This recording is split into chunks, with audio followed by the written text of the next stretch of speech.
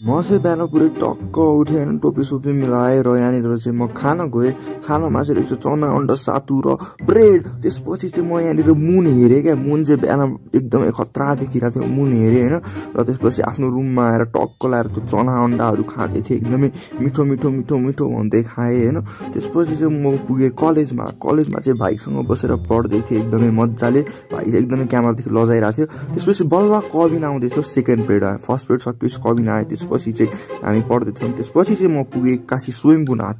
स्वयम्भूनाथ चाहिँ बाँदरहरूले त्यहाँनिर गहुँ खाइरहेको हेरिरहेको थिएँ। त्यसपछि स्वयम्भूनाथको उकालो उक्लिँदै मजा लिँदै बसिरहेको थिएँ। बल्ल बल्ल बल्ल स्वयम्भूनाथको उकालो उक्लेर माथि पुगेँ होइन। माथि पुग्ने बित्तिकै मैले देखेँ बाँदरले प्रेयर व्हिल घुमाइरहेको थियो क्या। एकदमै खतरा देखिरहेको थियो। त्यसपछि यहाँनिर नेवारहरूको के पूजा चलिरहेको छ त्यो एकछिन हेरेँ। त्यसपछि चाहिँ मैले त्यहाँनिरबाट भ्यू हेरेँ। भ्यू चाहिँ यस्तो मिठो थियो, यस्तो मिठो थियो, कुरै छोडिदिउँ क्या। पुरै काठमाडौँ भ्यालीको भ्यू थियो। त्यसपछि घर आएर पनि म फेरि भ्यू हेर्न थालेँ। प्लेन उडे हेर्दै थिएँ क्या होइन। र यहाँनिर चाहिँ पुरै एकदमै अँध्यारो भइसकेको थियो, सनसेट भइसकेको थियो। त्यही बेलामा मलाई कुकुरले बोलायो, ए मलाई घुमाउन लिएर जा, मलाई घुमाउन लिएर जा, सुसु आयो भनेर होइन। ठिकै छ भनेर मैले यसलाई बारीको पाटा घुमाउन लिएर गएँ पुरै मजाले होइन। यसले बिचरा यसले नि आफ्नो लाइफ जियोस् भनेर। त्यसपछि म फेरि घर आएँ। त्यसपछि चाहिँ यहाँनिरबाट पसल जानको लागि म रेडी भएँ बाइक लिएर होइन।